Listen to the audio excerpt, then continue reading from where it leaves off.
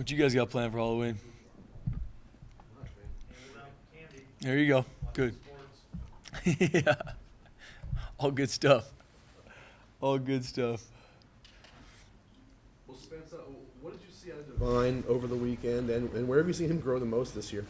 Yeah, it was just really cool to see him step up, and he's been working his tail off. Coach Miley's done a great job with him, and seeing him keep working, obviously not playing as much when Scotty's in there, but seeing him keep working. And last week obviously challenged him with being able to start the game and talking about the standard with which we play with, and him going out there and doing what he did, and obviously still a lot of growth from him. But he's a very talented player.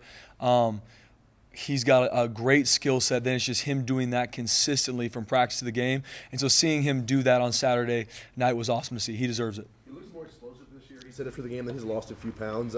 Was that something he did on his own, or something you guys as a staff talked to him about? Yeah, it's all about for us from a weight standpoint for our players is, okay, what is the obviously at some point you need a weight to be able to play the position, but then what is the ideal weight for that individual? What can they play fast at? What can they be very explosive at?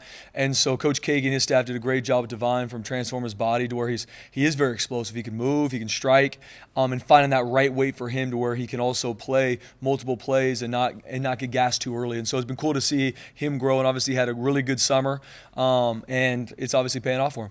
What can you tell us about his demeanor, his attitude? I mean, on the field, like he looked like he was having a good time. We talked to him after the game. He couldn't have been more relaxed, almost like lackadaisical, and when he was talking to us. Yeah. No, I mean Divine's a very chill guy, laid back, always smiling. He's a guy that our players love to be around. He's part of the crew. He's that guy. He's always has a just has a good vibe about himself, and like I say, he's one of the favorite guys in the locker room for our players to be around. And he is that guy that it's just him doing consistently, but he can, when he goes in the field, obviously flip that switch to where he can play very relentlessly. It's just for like any player, it's doing that consistently and seeing him do that on Saturday. Obviously, still a lot of things even from him in the game to grow in, but it was just awesome for him, knowing the work he's put in, knowing obviously I recruited him from junior college, seeing him come here and continue to grow year after year and be able to step up in a big way for our team was awesome to see. And so it's just he was all smiles at the game, and he deserves it. He worked his tail off, and we challenged him that week that what was going to be needed of him, and he stepped up. We saw, last week was tough for your edge position. You lose one guy, I guess another.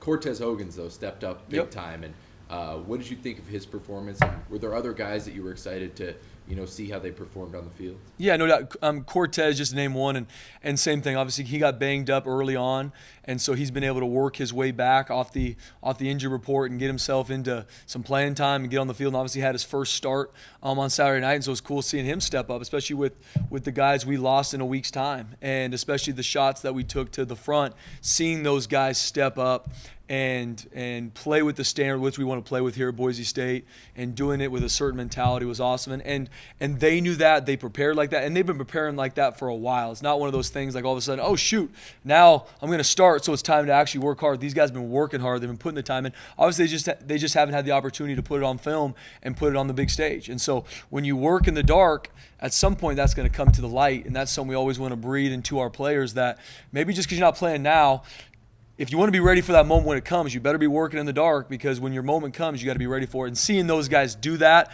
and then seeing it translate to Saturday night, just as a coach who loves these guys dearly, it gave my heart a lot of joy. And then also on the flip side, being able to show them, hey, this is what you did. Now this is where we take the next step. And that's obviously the big thing for us this week. I don't know if he would have moved over to the other side or not with George going down, but it just seemed like odd timing for Isaiah Bandy to transfer. What did you make of that? Yeah, love Isaiah, wish him the best wherever he goes, and like I said, that's really about all I can say to BJ. I love Isaiah, wish he was here. I'll always care about him if he ever needs anything from me, and I will always do anything I can to take care of him, because I love the kid. Love him dearly and wish him the best. Obviously still wish he was here, but just like anything, the guys that are in this building that want to be here, those guys we're going to coach, and those are the guys we're going to keep moving forward with. Going back to Cortez real quick, what's it like to see a JC guy get to experience that for the first time? Oh, it's awesome to see, especially like a Cortez. And I was joking with him after the game. I remember sitting in his house, talking with his family about those moments on the blue, working his tail off to get in the game, to make those plays in front of Boise Nation, and seeing him do it, seeing him be able to do that in that stage. it just brings you a ton of joy. I mean, that's why we do what we do, and then relating it always to the work that puts in to get there. He got here in January. It's a whole new culture, all new things that he's got to get ready for. And seeing him just continually work, get banged up in fall camp, have to recover, have to heal up. And then you never know when your card's going to get pulled. And then all of a sudden, guys go down, stuff happens at the edge position. Here you go. We need you. It's time to go. And you can't just click your heels and be ready to play at the standard with which we want them to play with. You have to be working that consistently. It was cool to see him do that. And then, like I said, it's great when you can do that and still have a lot that we can grow in and clean up. To where you can leave a game where we did some good stuff, but still like, hey guys, this needs to improve. This needs to improve. And especially for those guys individually, they can take the good, but also, hey guys, this is where we need to take a big step. What do you make? What's the first thing you think of when you think Boise State BYU? It's always a big time. It's just a big time game. I mean, it's a game that I know our players look forward to because it's just that matchup. I don't know if I want to use the term rivalry or not, but every single year, if they're playing here or we're playing at their place, it's a game that we're very excited for. We obviously have a ton of respect for what they do, ton of respect for their players, their coaching staff, and we know they're going to be ready, and we're going to work our tails off for us to be ready. But every year, we know it's going to be an absolute battle. You look over the years, even this will be the 6th time I've played them, and every year it's an absolute battle, and every year they're ready to go and we're ready to go, and it's going to be an absolute dogfight. Is there a player that comes out as David Moa or with the blocked kick, or maybe there's some guys before you, but is there any moments or plays or players that stand out? Oh man, every year there's certain plays that's stand out to you. In 2018 we were able to get the stand on the goal line, with seconds expiring, and in 2019 they hit a couple trick plays on us in the low red zone to win the game, and they did a great job finishing that game out at home. And then in 2020 they absolutely just kicked the dog out of us on the blue. And so there's just those different moments, and obviously we were able to get the victory last year at their place. So it's just is that type of a matchup where they've got very talented players across the board. They're very well coached. They're well trained. They're tough. They're physical. And we're working our tails off to do that week in and week out too. And so meeting that type of a team, especially being able to play them at home. And when we recruit guys, it's like you recruit guys to work their tail off to win these games that we're going to play in the, Saturday night. And so it's a huge game for us. We know they're going to be ready. They're a very talented, well-coached crew, and we know it's going to be a huge task across the board in all 3 phases. But we're going to be ready. What's your thoughts on this being the last time you're going to face them on an annual basis for the foreseeable future? Yeah, it's honestly hasn't even sunk in yet. To the thought of Boise State not playing BYU, obviously since I've been here, we've always played them. So I haven't even been able to think about it long enough to think about it. But obviously it is a big time game, especially how close they are in geographical location, and there is a lot of rivalry just because of that. And then obviously a lot of our players know their players, and so not playing them is something that I don't know. I know it's a game that we love playing in because you come to college to play in these games. You come to Boise State, BYU to be able to play and coach in these big games.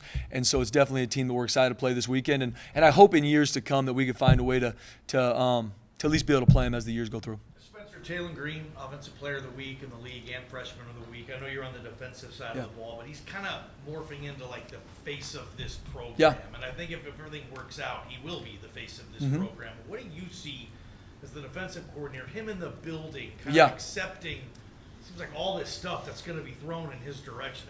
What impresses you about Taylin? Man, Taylin Green is one of the best kids you'll be around. In the off season, he goes to the same church me and my wife go to, so we'll see him at church. He's hanging out with kids. He's a great kid. And just like a lot of these guys we're talking about, before obviously him being pinned the starting quarterback, he works his absolute tail off. I mean, it's in the wintertime. It's snowing outside. He's in the indoor finding any receiver he can find to work on his throwing mechanics, work on what he's got to be working on. And no different summertime. All of a sudden, I'm up in my office. I'm watching film. It's later in the day. He's on the blue turf, throwing balls to receivers, working on his craft. He's not the starting quarterback at that time. He doesn't know if he's going to play 1 snap or 500, but he's working. And so that's the thing that it gives my heart a lot of joy for Taylin, is just seeing him not just all of a sudden, oh, now it's you guys need me now? All right, now I'm going to work. Now I'm going to do it. He was doing it when no one was watching. He was doing it when no one knew if he was going to play or not. And seeing him step into the role he is, and obviously seeing the success he has, in the run and pass game, just seeing who he is and how he's growing, even as a leader, even being a redshirt freshman. It just gives me a ton of joy. And then, being able to have to game plan for Taylin Green and spring ball is already what I'm trying to think about, because he's a great player, and obviously and everyone around the old line's doing a great job, tight ends, receivers, seeing it galvanize together and them doing some really good things is awesome. You guys played 4 games at home. It's 8 total second halves, 120 minutes. You allowed 3 points. What is the key to that? Yeah, it's a couple different things. I think the big thing is just defensively, like we talked about, you live on that razor's edge. And so obviously we've given up some plays in the first half, which I take full responsibility of, but we have a great group of kids to where they can self-correct quickly. They can see, okay, that's what got me in the first half. That's what got me in the second quarter. And if it comes back again, maybe it's dressed up in a different formation, I'm going to work my tail off to not let it hit again. And so we just got a great group of guys that are really good at that. And then just as a coaching staff, being able to come together and say, okay, what is their plan against us? At that point, you have a good idea, okay, how are we being attacked? And what are either some answers that we have, what are some switch-ups we have schematically. But more than anything, it's our players being able to react and make plays. And our defense right now is playing extremely hard, not perfect. There's a lot of things in the Colorado State game, from explosive plays to different things that we gave up that we shouldn't. And it starts with me putting them in good spots. But our guys are playing hard. And so there's things that maybe aren't correct or not schematically exactly what you want that are covered up because guys are playing hard. They're getting the football. They're we're getting 2-3 guys the ball every snap, and so that's something that we need to carry on. So I think as the game goes on, the relentlessness with which we play just continues to build up. Last one. I don't know if anybody's asked this, what do you think impresses you most about BYU's offense? Yeah, I think they're one of the most talented, explosive offense we've seen all year, and I say that without question. I think they're very well coached, a ton of respect for what they do there offensively. Every year we play them, they're an offense that you know is going to look at what's hurt us in the past, and they're going to find ways to dress it up different and attack us on Saturday night. So they do that really well. They've got really good personnel. They got a great offensive line. I think their quarterback's one of the best quarterbacks around from his quarterback to interception ratio. He's mobile. He can run. He is tough. He gets hit. He jumps right back up. And they've got running backs and a receiving core that even if you got them covered, they're going to find a way to come down with the ball. So we know we got our absolute hands full this weekend, and we're going to work our tails off to be ready for that game. Our players are up there right now studying to be ready for this game. But we know the challenge at hand, and they've put up points, and they've moved the ball on everybody they played. And they've played a tough schedule up to this point. They played everybody. And so we know that we're ready for that challenge, but we obviously play in a very talented, well-coached, explosive offense, and our guys are going to work their tails out to be ready for that moment.